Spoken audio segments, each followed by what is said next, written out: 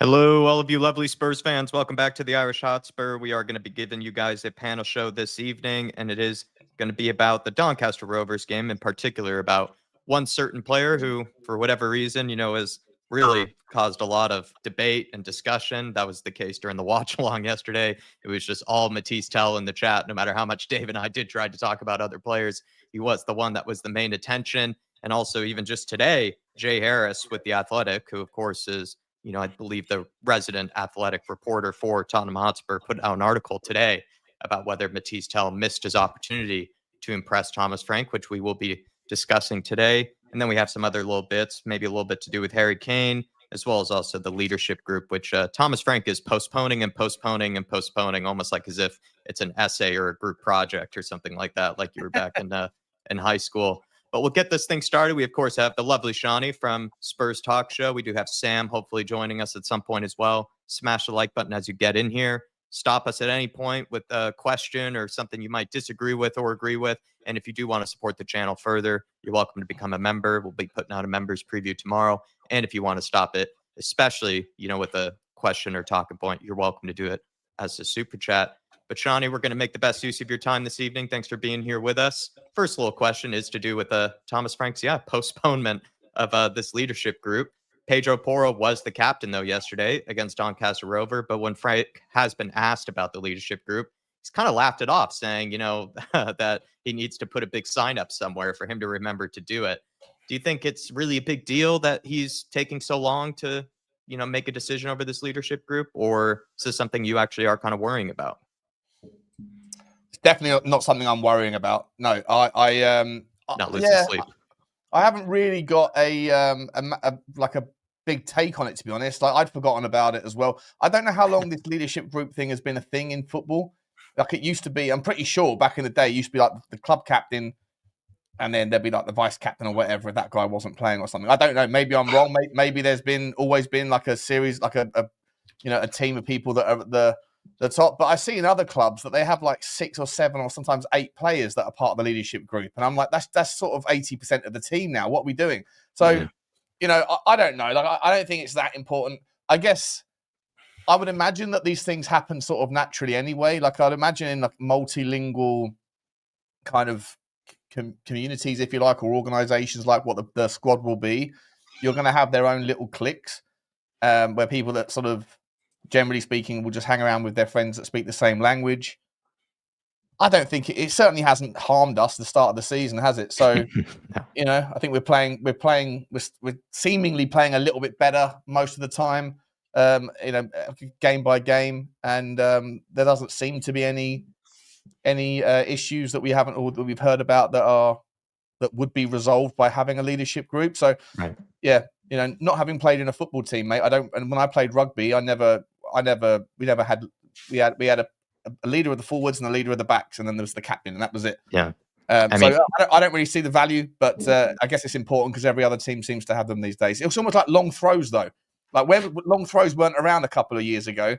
Like there was occasional the Rory Delaps back in the day, and then they just disappeared. Now everyone's got a long throw specialist. Yeah. I feel like it's kind of in vogue, but it's not really that important, if you ask me. But then I don't know. Maybe. What's your thoughts, guys? I think the long throw is more important than the leadership group. Yeah. But Dave, what did you make of Sean's take that it's more of a modern kind of thing? This whole leadership group idea, is it, as Sean Dyche would say, utter woke nonsense? Yeah, I was just about to lead with that. It is utter woke nonsense, a leadership group, Like Sean says, some of them are up to 8 players now. I mean, that's more than half your starting 11. It's absolutely crazy. For me, just go back to the old school: 1 captain, 1 vice captain. It's all you need. Too many cooks, spoil the broth, and too many voices, is a problem for me in terms of a dressing room. We should have sort of 1 or 2 voices, and that should really be it. The rest should just follow suit. So for me, I'm not really concerned about it. I think making Romero captain was a masterstroke. I just think with, the sort of nature of the guy that he is, so aggressive and stuff like that, hungry for silverware, I think it's an absolute masterstroke. I think that guy alone, around the training pitch and stuff like that, will put these guys on their toes. You know what I mean? Demand better standards, drag more from them and stuff like that. I think we made a massive cock up making Son captain. I voiced it when we first made him captain. I says, some players are better leading by example than they are taking on the extra responsibility. And I think the extra responsibility, to a degree, killed Sonny a little bit, in terms of what he was producing on the football pitch. Whereas I think Romero is the type of player that will take that in his stride. I think he was angling for Spurs captain. No coincidence, he signed his new contract once Son left the football club, and he was instated, he's instated as club captain. So for me, I don't buy into this leadership group. And I think the most important thing with the leadership group that no one really sort of looks at is sometimes you can have voices in there that are maybe bad for the group in general, with too many voices and stuff like that. So for me, utter woke nonsense. Just go back to captain, vice captain. That's all you need. It worked fine for 100 years. I don't understand why we have to change it now. If you believe in a co-captain, do you think Pedro Porro is the best candidate, or should we take it? I have an ulterior one. I would go with someone like João Paulinho. Now, hear me out. I know he's only in on loan, but you already see the impact that he's having in the team in terms of, he does the dirty side of the game. He's made us defensively solid because he sits in there and he turns ball over, wins second balls. He helps us sustain pressure in the final third because he's always there to make tackles and pull down counters and all that sort of stuff. And he's already scoring goals. He's already emerging naturally as a leader in this team by performances. And it also, reports are suggested over the last few days that Spurs are already looking to go and activate his, buyout clauses, when it's due. So for me, if the plan is to keep him here long term, which I think it'd be dumb not to, given the impact he's had, he's one that I would, if he continues to perform, I'd have no problem him starting in there as vice captain. But that's probably not going to happen. Someone like Pedro Porro. My problem with Pedro Porro being captain is sometimes I do think he does some dire stuff where he sort of blames other people for some of his mistakes. And sometimes I also feel like he can be a bit erratic at times. And when he's a bit erratic, I think it rubs off on people around him. And for me, I think that would be a bad choice in terms of making him vice captain. Don't get me wrong. I love the way at home he's always doing extra recovery and everything else like that to make sure he's available, week in, week out.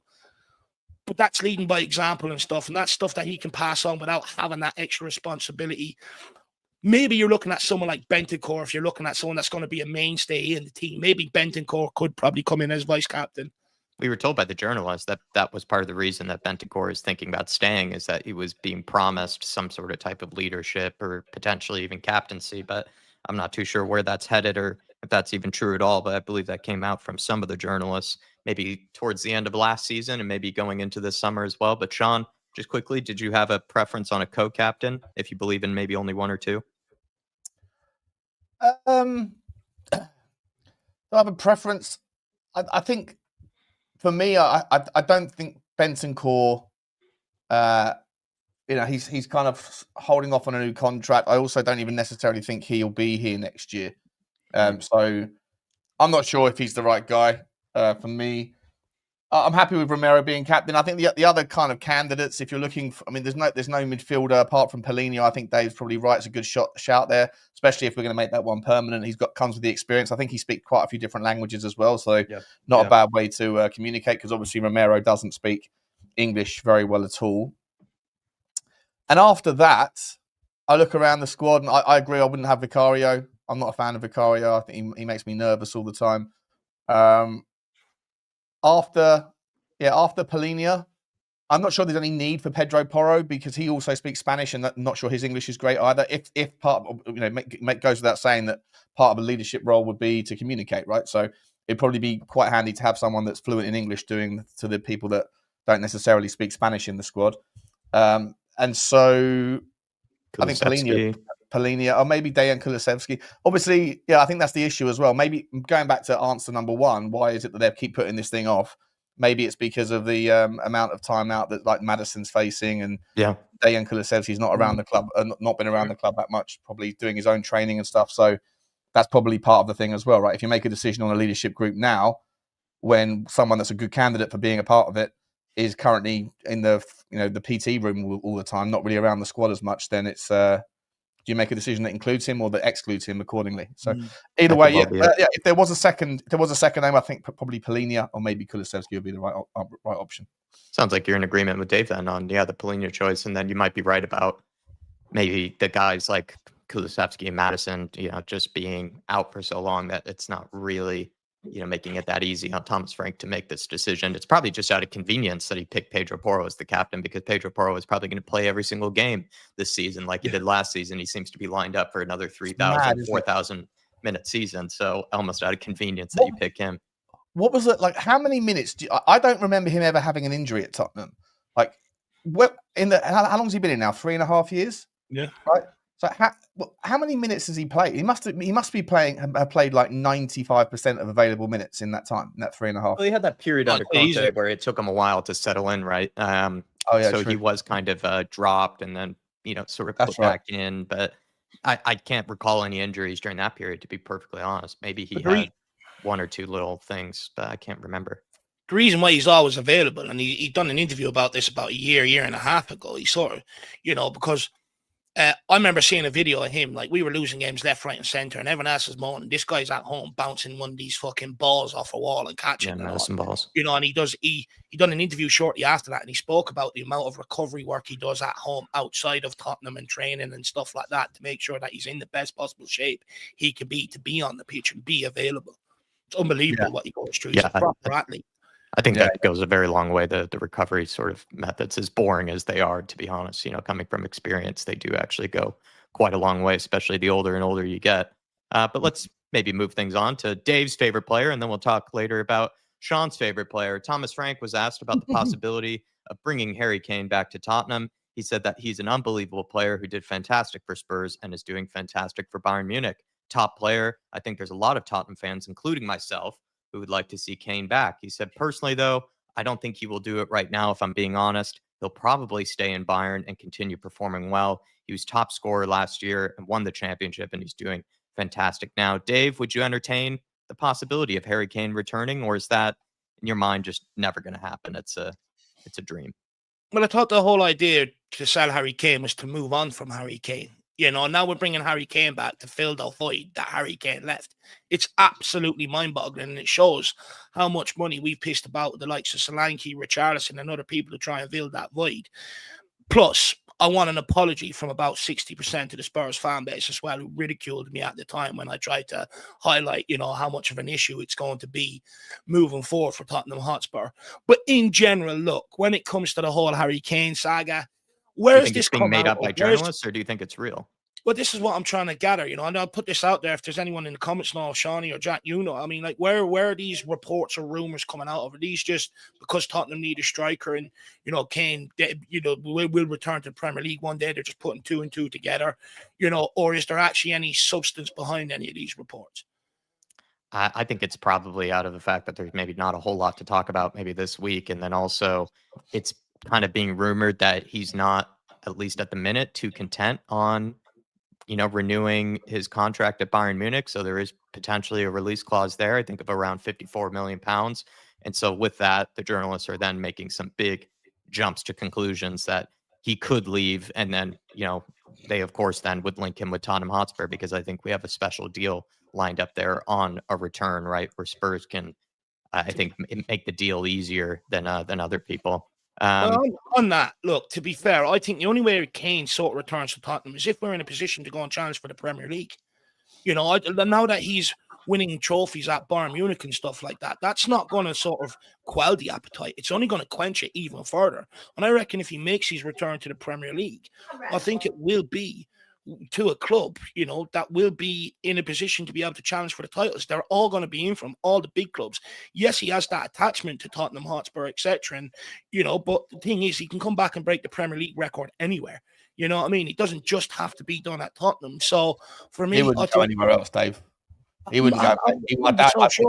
I think he'd crucify his reputation a little bit if he chose a Chelsea or Arsenal. I think the only reason why he went to Bayern Munich is because we wouldn't sell to anybody else in England. But this time he has the option to pick anybody in England. Yeah, maybe. I don't know. I do find the whole situation weird. Like, first of all, Thomas Frank's usual rule of thumb is, that's right. Most people's are, even if you've got a "here we go" from Fabrizio, but it hasn't actually been signed yet, and there's a pre-match press conference that night, and the players and the manager is asked in the presser, what's happening with this player. They all say, "Look, he's not our player yet, so I'm not going to talk. He's not our player, so I'm not going to talk about another club's player." Yet Thomas Frank was okay, and Thomas Frank isn't someone that's volatile and will have a bad moment and slip of the mind. Like he's very much kind of very even keel, right? So I'm just surprised that he said that. And then there's also commentary from, is it Honus? I forget the guy's name, who's at Bayern Munich, who said something that also didn't quash it. He basically said, look, Harry Kane is his own man. He's going to make up his own mind. That's the man, Harry Kane. That's why he came to us in the first place. And that, I'm paraphrasing here, but he said, but that might be why he leaves us. And obviously there's these rumors around, clauses and everything, but hopefully he can win everything he needs to win with us. Yeah. Like both sets of commentary from like one you wouldn't expect from Thomas Frank, but he says it. And the other one, it's not like the Munich guy sort of just shut it down going, no, Harry Kane's our player. He's very happy here. He's going to be here, yada, yada, yada. So, just both sets of noise just makes you think that maybe his time is coming to an end at Bayern Munich. Maybe he does want to come back to the Premier League to make sure he gets that record. And then just on my particular opinion would be, I would just think that, I don't know if I think Harry Kane, he's ticked his boxes winning his team trophies. I think if he comes back to Tottenham, he wants to break that record in a Tottenham shirt. If he doesn't come back to the Premier League at all, I think he'll go to Barcelona or somewhere like that next, somewhere in Spain to go and sort of try his test his might or whatever over in Spain. But if he does come back to the Premier League, I'd be very surprised if he was to go to Manchester City now that like you've got Haaland who's on a 10-year contract or whatever he's on. Liverpool have just dropped the better part of about 400 million quid on all sorts of forwards. So you wouldn't be surprised if they went there. Manchester United just dropped 85 million quid on Sesko on a youngster, and also 200 million quid in total on 3 new forwards. So who's left really? There's 3 teams, and 2 of them are our London rivals. And so I would never imagine Harry Kane would pick Chelsea or Arsenal. I think that would ruin his relationship with Tottenham fans, which he wouldn't want to do. So on that basis, when you put all those things together, it might be putting doing 2 and 2 and getting 5, but I think that there's a little bit of a reason to think that if he does come back, he'll come to Spurs, and that the fact that Thomas Frank even mentioned it to me was a little bit odd. That's actually a fair point that he's been pretty consistent about that, Thomas Frank. Even like when you say there's heavy rumors of deals being practically done, and he still says that he won't talk about them. I think the only players he said he would were Messi and Ronaldo. Maybe he puts Harry Kane in that bracket and just didn't remember him at the time. It also could be that he's entertaining this move back to the Premier League because he knows that Haaland is going to probably break the Premier League goal scoring record. So he's thinking maybe he should just break it first and then let Haaland break it after him in a few years' time. But you're probably right. Just by using process of elimination. Yeah, there's really only so many Premier League clubs you actually would return to. Newcastle. I doubt he'd go to Newcastle. He might do, but I doubt it. The golfing isn't good there, so I doubt it. Yeah, no good golf course up in Geordie, So, but So it'd be interesting. But I think that when you that's like you say, the process of elimination. I think there's a little bit of a reason to get a little bit, maybe just a. No, I think you make some tingy bit optimistic that he might come back. No, I think you make some reasonable and fair points there. To be fair. Well, he's won the league title as well, so now his aspiration is to win the Champions League or win a European trophy of some kind. Yeah. I mean, that's very aspirational if you're going to come to Spurs. I mean, there's always the possibility we win the Europa League again, or maybe he feels like after winning a league title with Bayern Munich, he has one more opportunity to potentially win a Champions League with them. But if he doesn't, he might move to Spurs and just feel like, winning a trophy with Spurs could be, just as valuable to him or, just as attractive as maybe winning a Bundesliga title. And also maybe the fact that Daniel Levy is now gone. Maybe also might be... That's the other thing as well, isn't it? Daniel's gone. Yeah. Yeah. So now he's returning. He's coming back then, boys. Dave's still trying to... Dave, also just quickly, would you take all those apologies via email or do they have to be handwritten? I mean, look, I'm not pussy, Jack, to be honest with you. They just put them in the comment section below, Many people got into the comments to rip me apart, over my stance, with the Harry Kane saga and stuff like that, and the void that I was going to feel and that I said Sonny isn't good enough to carry, on his own and stuff like that. So, all them Sun fans, they're probably gone off to LAFC anyway, but, I do expect them in the comment section below. Many people ripped me in the comment section below at the time, so be big enough to apologize, especially if you're one of the ones that want Kane to come back and fix the Kane problem. Yeah, well, you're sparing the mailman or the postman of a heavy burden there of having to carry all those letters. Let's move on now to Johnny's favorite player. Plenty of fans were not impressed by Mathys Tel's performance last night against Doncaster Rovers. What did you make of it, Sean? Did you think that it was his best chance to maybe impress Thomas Frank before Kolo Muani and Dominic Solanke return to the side, right? They're going to be coming back pretty soon. So that was maybe a good chance for him to impress Thomas Frank. Yeah, I thought, honestly, mate, I thought he needs a goal. And I thought Doncaster would have been a superb, those people that wouldn't have, like, if he had scored a brace yesterday, those people that have already made their mind up about him, that he's not good enough, would have said it's just Doncaster, what difference does it make? But for him personally, the confidence of scoring a couple of goals would have gone a long way to have seen a reinvigorated version of him. And to be honest, he had a couple of chances, didn't he? And he woofed one of them, completely airballed one of them, and the other one was pulled back a little bit. He had a shot, that was parried away by the keeper.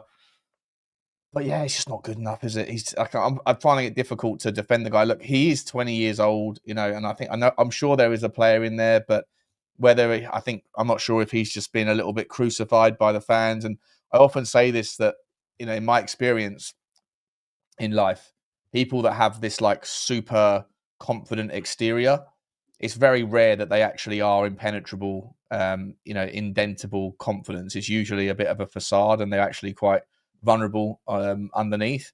And so I just wonder whether or not the PSG, like, he didn't start too well last year. Not many people were that impressed. He came with a bit of that kind of expectation, didn't land immediately. And then obviously what happened against PSG.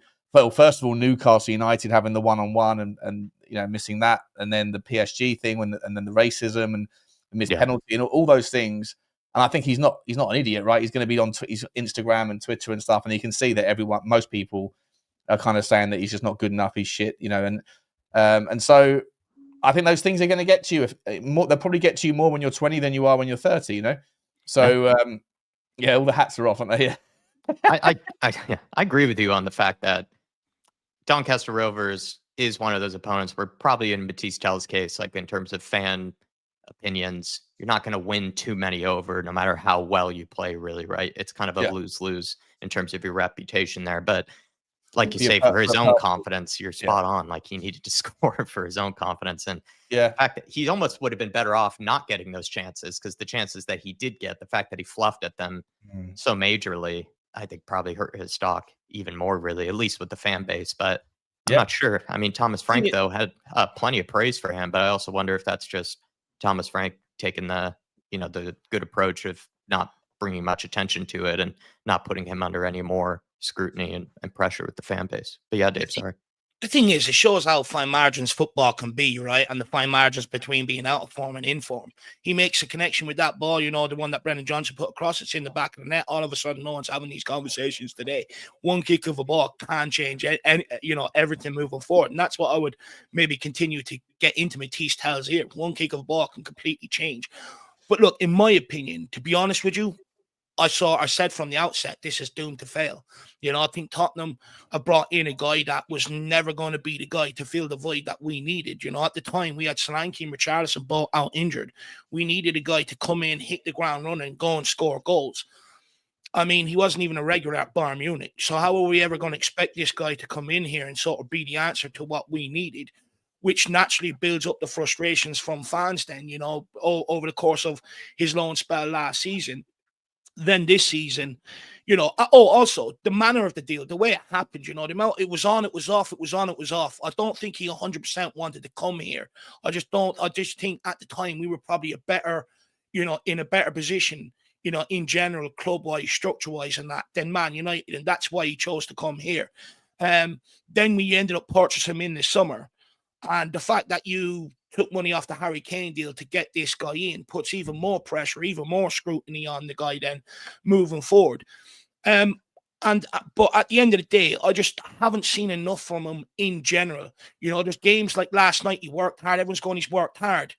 But he didn't do it against PSG, coming on in the Super Cup final when we really needed him to come on and sort of show that work ethic. In terms of overall quality, getting on the ball, what does he create? Not much. Does he link up with others? No. Is he prolific in front of goals? No.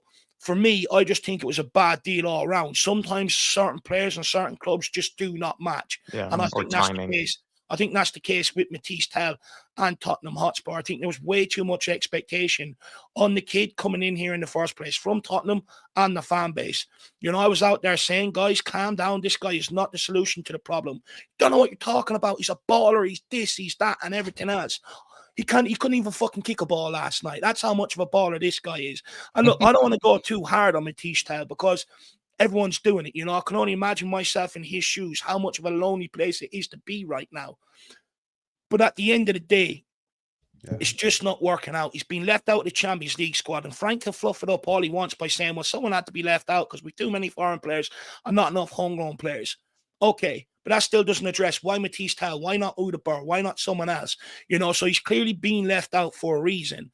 And for me, I just think, come January, when we Kulu's back fit and firing, I think this guy would probably be moved out on loan somewhere moving forward. And then if we do end, but because at the end of the day, this guy, everyone could say his best position is off the left.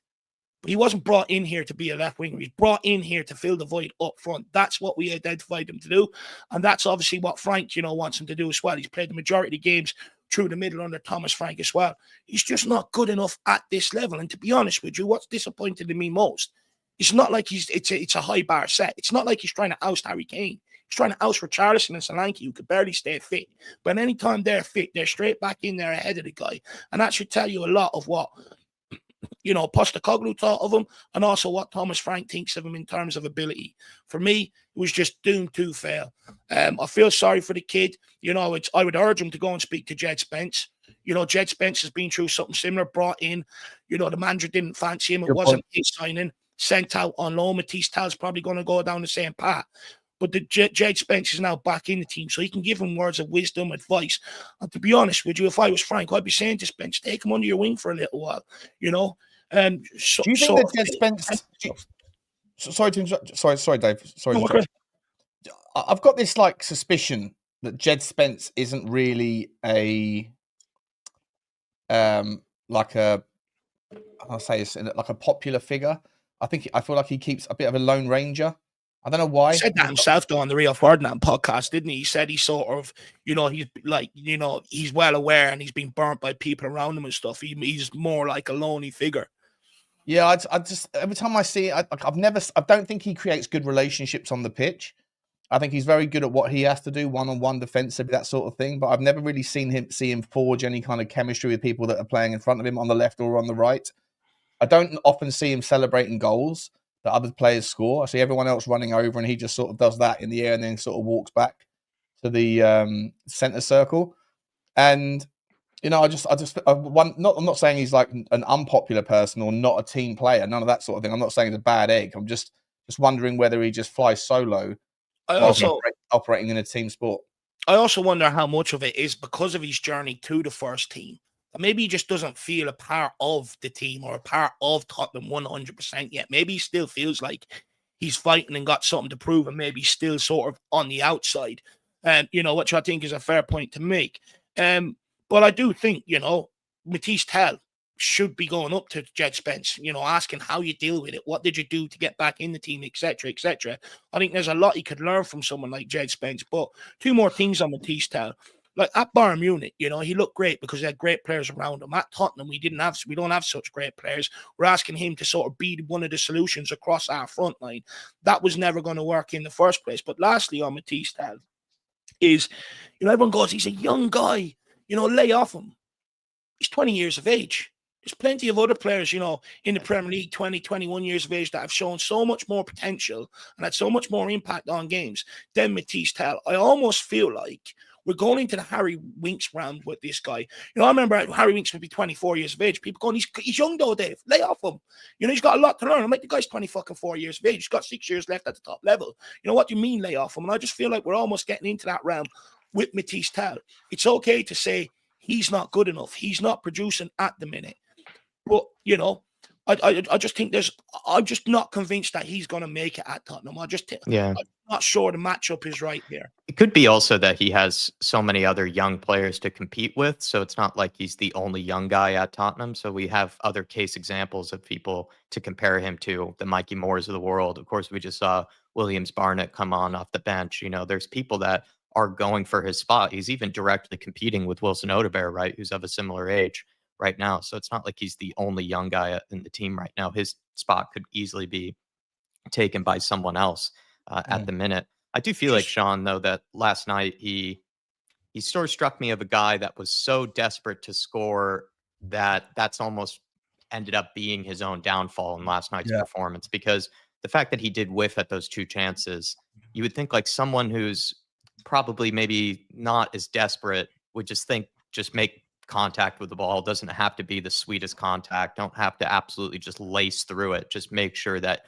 you make a clean connection with it, and then test the goalkeeper. Maybe the goalkeeper pulls off a great save. Maybe he takes a deflection and it goes in the back of the net, right? But the fact that he just whiffed those 2 chances to me and had some other little moments in there just sort of screamed of a guy he's so desperate that's almost what's hindering him.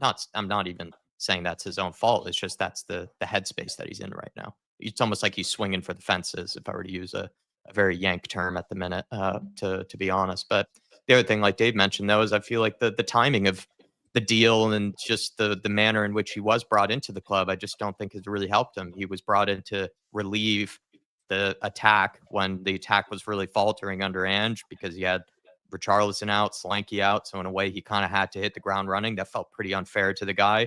And he even came in this summer, and to my belief, it seemed like Thomas Frank wasn't necessarily across, that transfer. It didn't seem like he was someone that was saying, yes, bring Mathys Tel on a permanent. To me, it sort of struck as a bit of a club signing. And I wonder if he's just that deal was done back in January.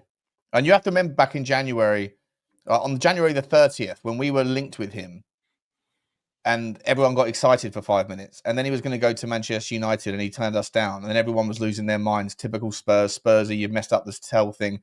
And then it turned out that he turned United down and came back to us. And we were celebrating. Everyone was celebrating. And then the next day, it came out on the 31st that it's a loan. It does have an option. There's no option. He's just using us to get onto a launch pad. Everyone was so convinced this guy was going to be awesome. Everyone's forgotten all of that. But I remember the meltdown when he wasn't coming.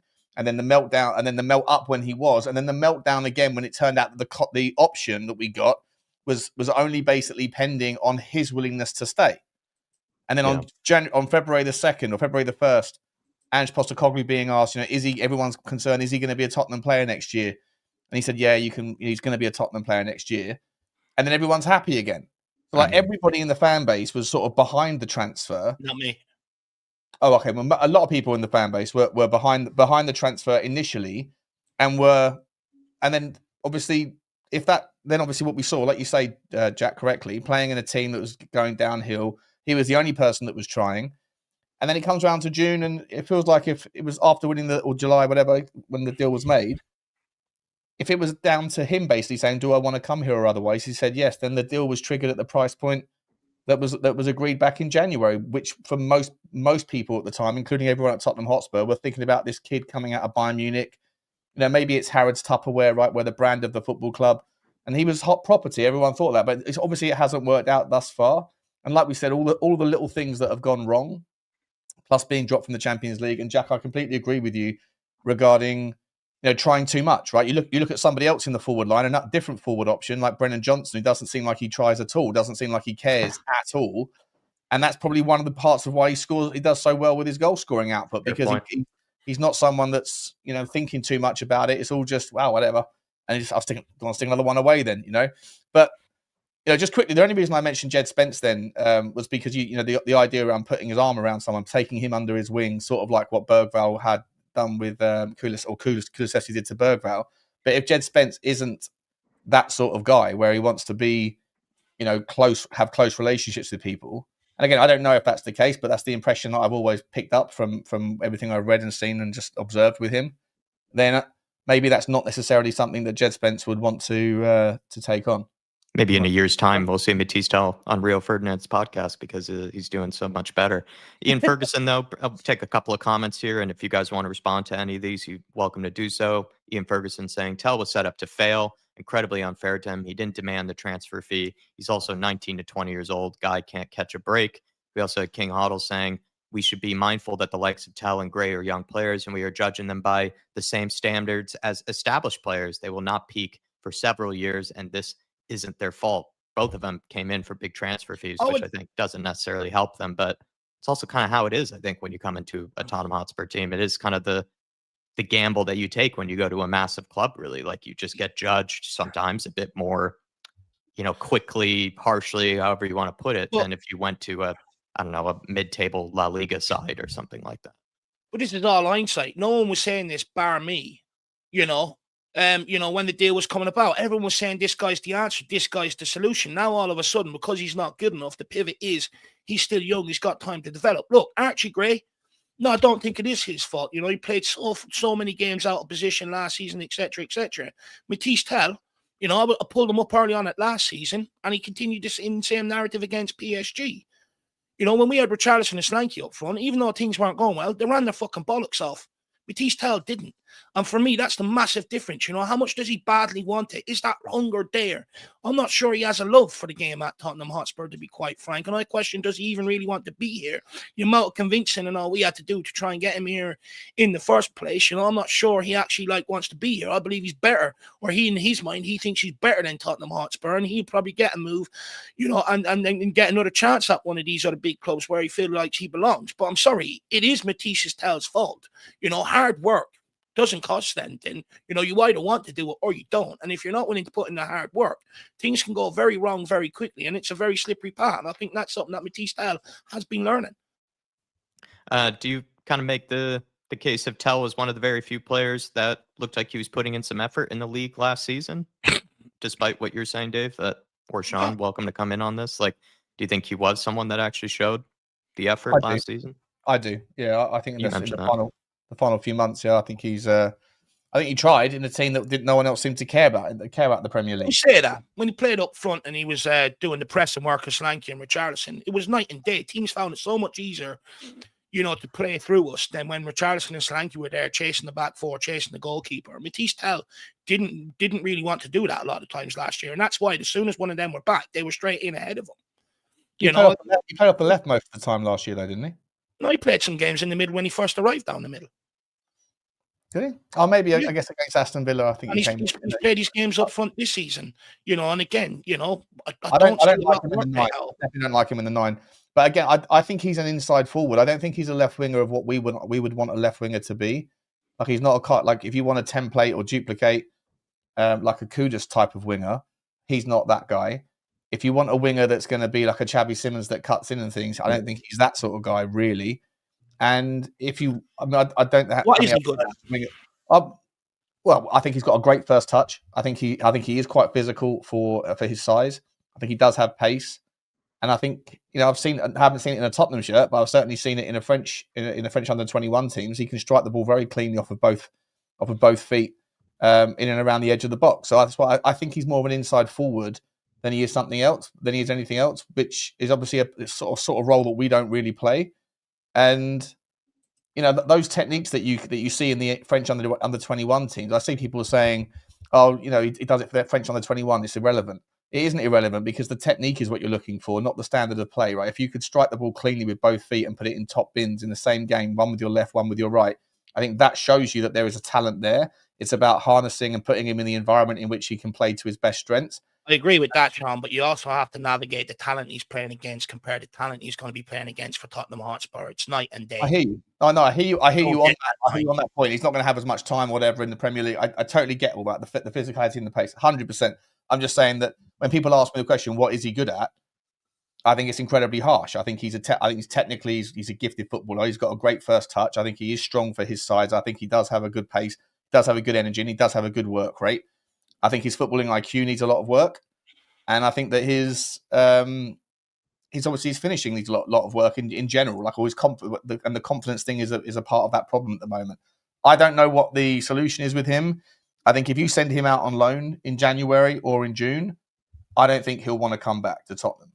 I don't know.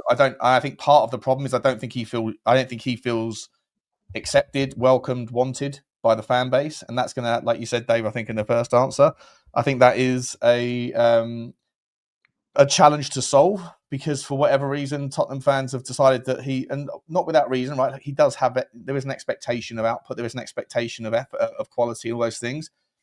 But he's not responsible for the price tag. And but But at the end of the day, if it carries on the way it's going, he's going to be hounded out. And you can't expect the fan base to just change their mind and support a player without any reason to do so. And I think his minutes are going to be few and far between. Yeah. But I think if you do put him on the loan market, I think that he's going to. I'd be surprised if you saw him come back. I think it'd be a Brian Hill type of situation all over again. Yeah. I was going to mention that as a joke. I do wonder if it's similar to the Brian Hill situation where he's had his chances and he hasn't necessarily taken them, to be honest. And it's a similar fee where it's like you did pay a little bit of a chunk of money for him. It's not like it's just been, like a Lucas Bergvall deal of like, 10 or something million or like Pop Matasar's of like 15, 16 million. Sometimes that price tag does hang over people's heads, whether we think it's fair or not. And I also did have this as a question that Lee brought up, saying Tel has had way too many minutes to prove himself. And I don't remember one good game from him. I do feel like I remember he played an all right game against Eintracht away from home, Eintracht Frankfurt. But that's kind of where my question comes from, is like, I do think he's had a lot of opportunities now at this point. It's a harsh world when you play for a club at Spurs of that size, but he's had a lot of minutes now at this point. I think this is why people are starting to make their minds up about the guy. Well, I think, you compare it to, say, Brennan Johnson, right? A lot of people aren't enamored with Brennan Johnson, but he scores goals. So he shuts a lot of people up. Mathys Tel doesn't have the end product, and that's where a lot of the questions are coming in. Like, I know Sean says at under 21 level he's got good hold-up play, but at senior level, when he's playing, for Tottenham Hotspur, it's abysmal. He can't get a hold of the ball. I know you said he can finish with both feet. Last night, he had 2 clear opportunities. He couldn't make connection with the ball. Yeah, I know. Doing it at this level is different to doing it at under 21 level. And don't get me wrong, I get what you're saying, that there's talent there and there's technique there. But sometimes, there are kids, who are better at younger age, but just don't kick on when it comes to making the grade and stuff like that. And honestly, I think I'm looking at Mathys Tel right now, and I'm thinking he's one of them. I think he, when he's up against people his own age, because he's so rapid and stuff like that, and he, a lot of the teams he's played in, he's had good players around him. That France under 21 team, he's got fantastic players around him. At Bayern Munich, fantastic players around him and stuff. It's easy to excel in them sort of teams. The true test of a player is when you do come to a club like Tottenham, can you be that game changer? And he's given so many opportunities last season. He was given West Ham the other night. Doncaster last night was a confidence builder. He couldn't get on the end of it, absolutely anything. And for me, I agree. I just don't see it. I just don't see it working out at Tottenham. And I think he's one of them. He's good around kids his own age and stuff because maybe he's matured, physically matured, and he's quick and stuff like that. But at this level, I think he's found wanting an awful lot, and I think he's got a lot to prove. In general, I think he's sitting there going, Tottenham was a very bad move for me. I've gone from hero to zero. I've gone from being a baller. Like, you type in Mathys Tel on Google today, the amount of articles from journalists, news agencies and everything else, he's going to be a game changer for Tottenham. He's going to revolutionize Tottenham's attack, this, that, and everything else. The fanfare that the kid came with, he must be sitting there, his representatives, his family going, what have I done? I need to get out of here quick, fast. And now it's the opposite. The fans ain't taken to me. And when the fans ain't taken to you from early on, it's very hard to win them back. Yeah. And now it's the opposite. Like, you have Jay Harris putting out an article, in the New York Times or the Athletic, about him. So just, it's gone from hero to zero. I completely agree. Just quickly, Dave and Sean, do you think he's potentially behind the pecking order in terms of one of these fringe spots in the winger type roles behind Odegaard, behind Johnson? Do you feel like maybe they are slightly ahead of him at the minute? Yeah, I mean, even Odegaard. I think Odegaard's got talent. I think he just needs to be coached a little bit more. I think he's like a sponge. I think you can see that he's being asked to do different things, and you can see that he's putting them into play. The game against Brighton, it was for me, he was the reason why Udogie shone so much. If Udogie doesn't have a partner in front of him who wants to receive the ball and then triangle, get the ball off, lay the ball off unselfishly, unceremoniously, but then Udogie doesn't have the creative freedom to do what he did. And so a lot of the plaudits that Udogie got wouldn't have happened if he was playing in front behind Kudus, for example, who would have got the ball and been selfish. So Odegaard was good in that regard, in that role, but you obviously need more than just a give it, get it kind of winger, or get it, give it winger rather. And then last night he took players on, whipped the ball in, got the own goal. His assist for the own goal. You're starting to see a little bit of improvement there. With Brennan Johnson is just blessed by the fact that he, like I've said it 1,000 times, his weaknesses are his strengths. In big games, the fact that no one sees him as a threat with the ball during the creation of the chance, right? They don't track him. They don't track him. Like, no one's looking at him. No one's worried about him. Isolated. Yeah, in space. You're right. We can drift into the space for the back post and get it done. Also, I think the fact that he doesn't care, the fact that he's not too much is going on up here, the fact that he's not really thinking about things is the problem. That is why he gets caught offside unnecessarily 3 times last night. Stupidly, just standing there, receives the ball and he's a yard offside like an absolute donut.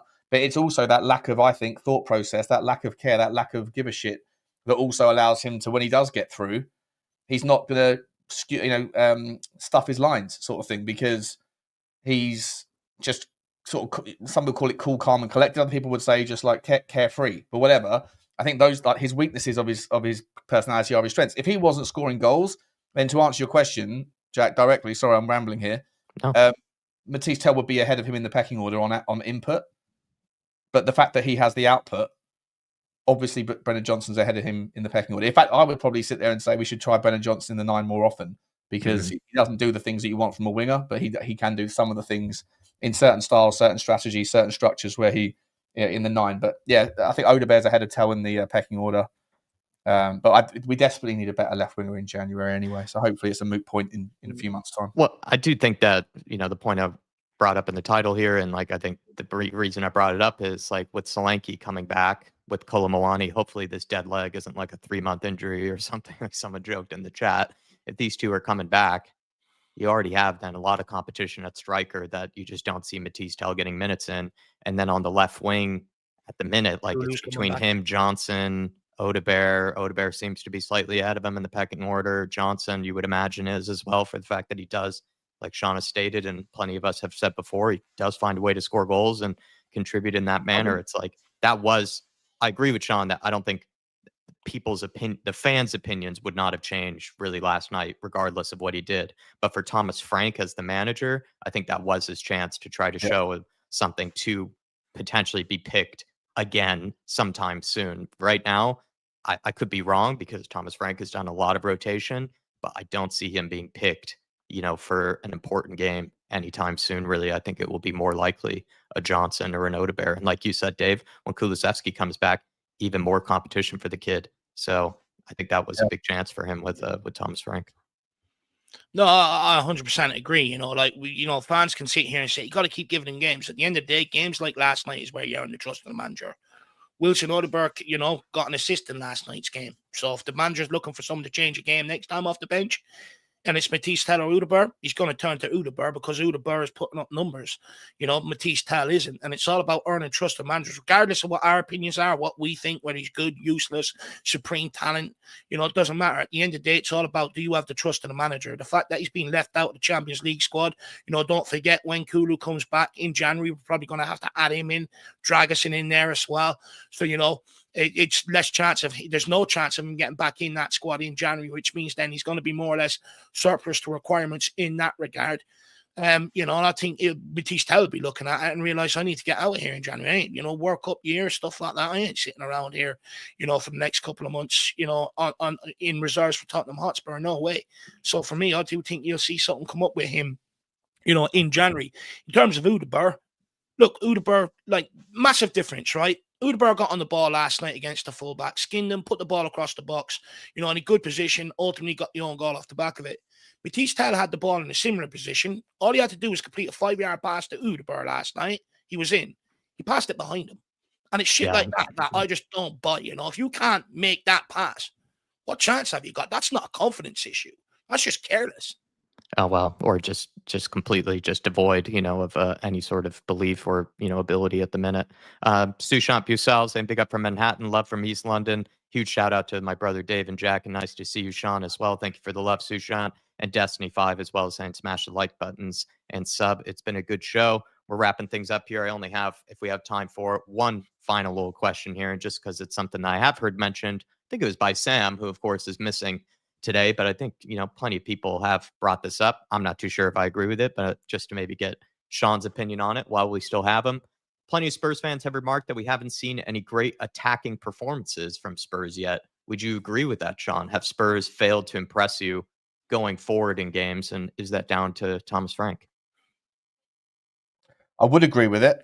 And I think that, unfortunately, what's a little bit more concerning is in the last couple of games, I think that what they've done is they've clearly wanted to put, to fix the foundations of the team first over the summer. I spent a lot of time in pre-season working on, the back four, the back five at times, whatever, getting those things. And we look really good defensively, stubborn, difficult to break down, organised, disciplined, all those things.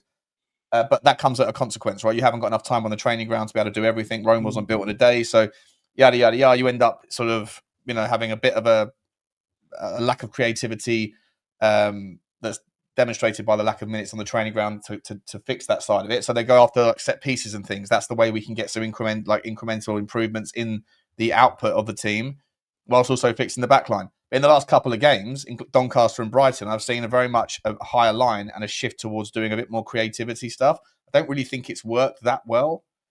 But what I do think has happened is you started to see a little bit more ability to get picked off at the back again. So I feel like it's almost like the team isn't quite good enough, or there hasn't been enough time together to be able to do things where you can be. Obviously, there's always going to be some risk. You can't be solid at the back and also amazing at the top. You have to throw some caution to the wind, one way or the other. But I feel like when we're solid at the back, we definitely lack at the top. And then if we try and push things at the top, and I think a lot of people right now are sitting there kind of saying the problem is we haven't got a left winger. And I do think that is part of the issue. People say we need a new striker, need a new left winger, and then the first team could be really good. And that's true. But I think that's a left versus right issue. But I actually think that there's a front versus back issue as well. I do think that if we're throwing too much caution to the wind to try to resolve the lack of creativity, I do think we're then easier to get picked off. It happened against Brighton, and it almost happened last night twice as well. So, and that's against Doncaster. We've got much tougher games coming up the other side of the international break, and I would hope that they will have done something to plug a little bit of that balance issue by then. Otherwise, I think that we'll see more games like Bournemouth than we will like Man City. I feel like there's just been a lot of carelessness, in particular with the players. Like so many times when we win it back, we seem to just give it straight back to the opposition, which then just leads to this sort of back and forth game where all of a sudden, the moment you win it back, there is that momentum going forward where you think, okay, well, obviously we'll be able to string together a few passes here and take advantage of the space that we won the ball in. But then just a rogue, terrible pass or decision, very quickly after that. And then all of a sudden the players are running back the opposite direction, which I think always will make it look very sloppy going forward, but then can leave you as well defensively a bit vulnerable, because no matter how defensively solid you are, if you are a team like Spurs, you are going to attack for plenty of games. And if you're winning the ball back in good areas, you're not expecting to lose it straight away. So then all of a sudden, you're going to have to look a little bit open. So I just personally, for me, I think it's more on the players in some of these games. There's been so many careless giveaways in some good areas, in my personal opinion. But Dave, do you agree with that assumption that Spurs have looked pretty bad going forward in these games? Yeah, I mean, I don't get excited watching us going forward. Like, don't get me wrong. I think, I get excited when individuals get on the ball, but they are individuals going forward. There's no cohesion there. There's no link-up play. Like, Kudus gets on the ball, he's a lone ranger. Udebur gets on the ball, he's a lone ranger. Richarlison through the middle, lone ranger. There's no real 1-2s cohesion sort of, when Kudus is crossing the ball, apart from Burnley, Richarlison doesn't know where to be. When Udebur is on the ball again, striker doesn't know where to be. You don't see Kudus, going, oh, he's going to put it here, so I'm going to arrive here and try and, grab a goal and stuff like that.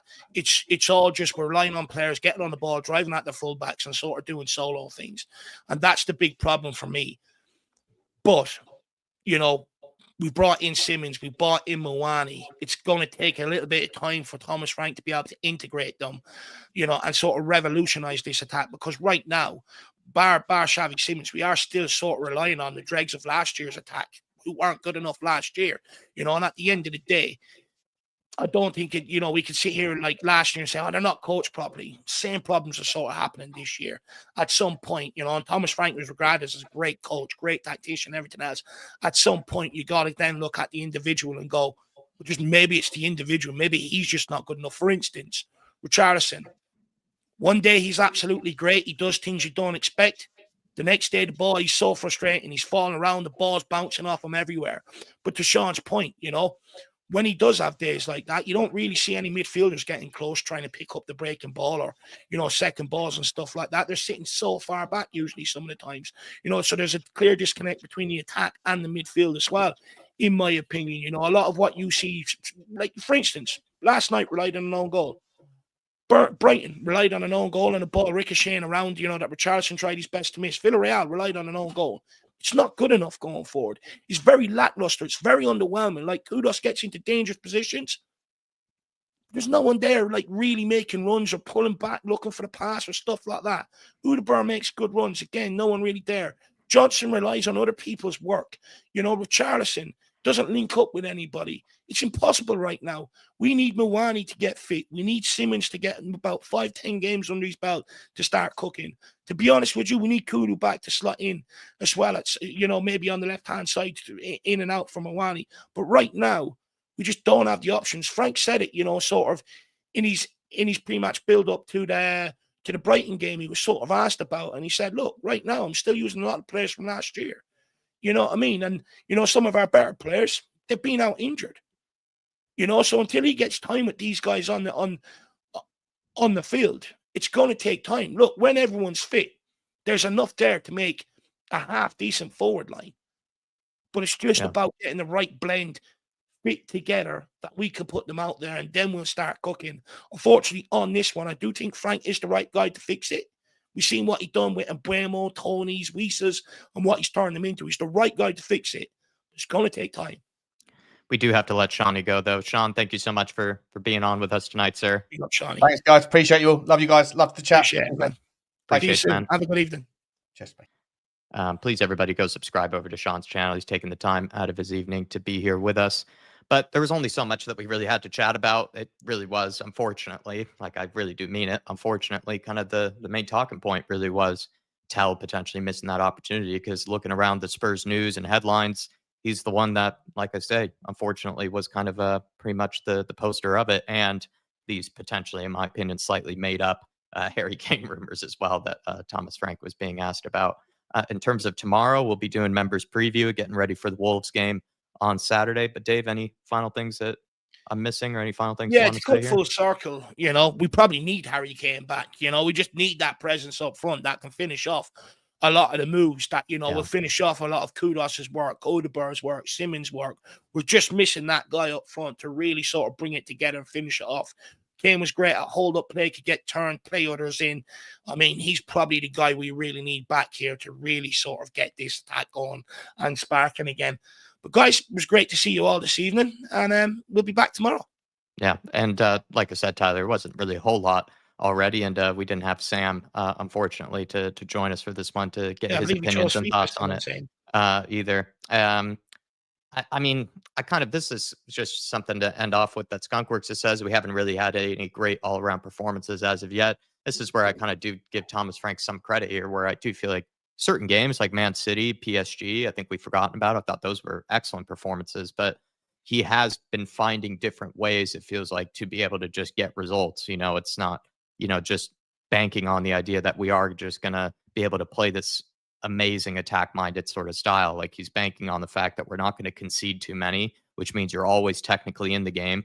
And if you're a team that's defensively solid, even if you're pretty dreadful going forward, football is a weird sport. There are plenty of times that you just end up sort of bumbling a goal over the line, really, and then you can find a way to hold on for 3 points. And I think that's what he's been doing so far. And like I mentioned before, I think a lot of it really is more just down to the players in certain situations. Like, we have won the ball back in the past few games, Villarreal, Brighton, and in other games where I felt like we're getting the ball back in really good areas, because even Jurgen Klopp and managers have said this, where sometimes the best chances created in a game are from just turnovers, from, transitions. And some of the times that we have turned the ball over in these really good areas, we so quickly give it back to them, or we so quickly just don't take advantage of it and end up sort of missing out on potentially a really good chance. And you would also say maybe in the Brighton game, there were some moments like with Odegaard, with Richarlison, better players, more clinical players probably do get those shots on target, or at least, challenge the keeper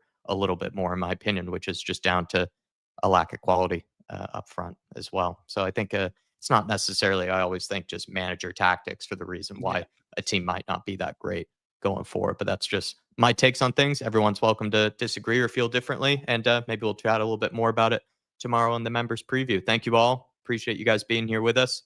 Come on, you Spurs, and the Slim Frank we trust. See you next time, everybody. Let's go. Big game the weekend.